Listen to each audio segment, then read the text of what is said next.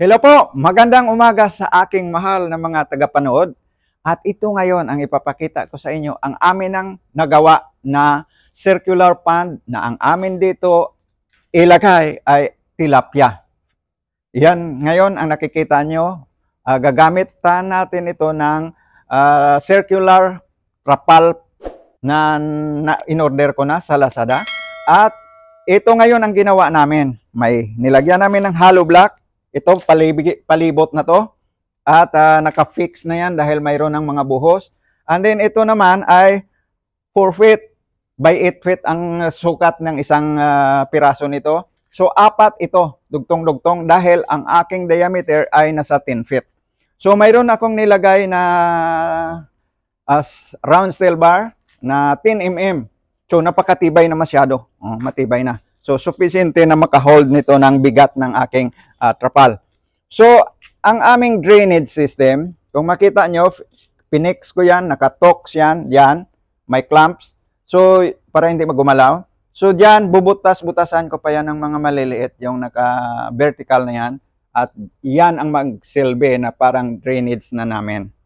So far, wala pang buhangin kompleto dahil maiksing oras kagabi. At ngayon namin tatrabahuin ito. Pagkatapos ng video na ito, tatrabahuin namin ito. At bubuhusan na namin ng aming mga buhangin dyan. Marami kaming buhangin. So, nandito naman ang aking outlet na.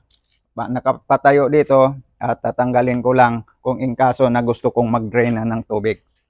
So, ito, madali lang gawin natin to. Hindi to mahirap dahil sa akin nga. I'm 64 years old already. Nakaya ko mag-isa. Mayroon lang akong tagahawak-hawak.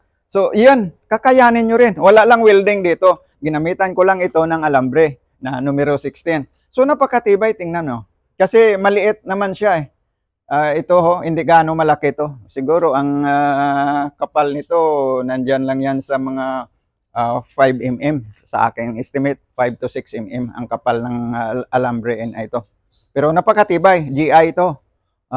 So, iyan na nga, kung tayo ay maghanap lang tayo ng paraan talaga or alternatibo na pwedeng mapagkuhanan natin ng pang-ulam natin, ito supisyente na. Supisyente. Matagal na ito na ginawa sa mga ibang bansa ang pagtayo nitong bioflux system na ito. So, tayo din, kaya din natin yan. Kung kaya nila, kakayanin din natin. So, wala na tayong pagkain sa ngayon. Wala na tayong mabilhan ng mga isda. Kukunting-kunti na lang. Ay, wala nang huli lagi dito. Ay, mga mangingisda, bumabalik, walang laman ang bangka nila. So, ngayon, maggawa tayo ng ating paraan. Ito, alternatibo na nito. Nagsimula ako sa maliit lang. Isa lang muna to. Ito lang. So, hindi naman gaano kamahalan ito eh. Siguro, baka 15,000 kakayanin na. Basta ikaw lang gagawa. Ito lang na setup ha. So, kung makaabot ito, halimbawa 5 years. So, bawi ka na. O maaari sa isang harvest, malagyan mo halimbawa ito mga 2,000 or 3,000, ay ayos na. Ha? Ayos na. Kunti lang naman feeds dito nga. Dahil gagamit tayo ng probiotics. At saka may mga molasses. Ang sa akin, marami na akong molasses, so wala na problema. So, yan lang guys ang ating tatandaan lagi na kailangan magsipag tayo. O mag-isip ka dyan ng kung ano ang magawa mo.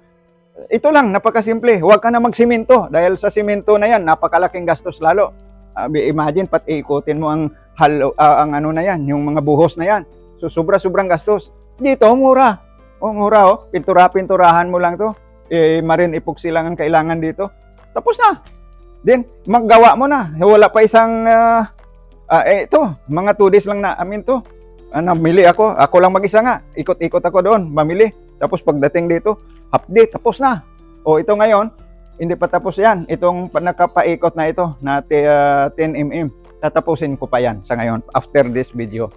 So guys, i-update ko kayo. I think na-focus na natin yung drainage na yan. Makikita nyo. Diyan ko bubutasan ang aking circular na trapal. So, yan.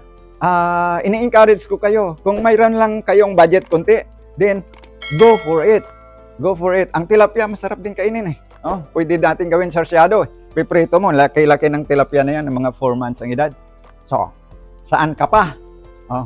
Magpabudol ka pa ba? Napakarami ngayon manloloko sa kapaligiran. Huwag ka na mag-invest na yan. Wala yan. Wala yan pera ang invest. Lokohin lang tayo dyan. So, dito na tayo magpaloko sa tilapia farming. Okay guys, yun lang po. Take care and mag-ingat kami wherever you are. Take care and God bless po. Bye!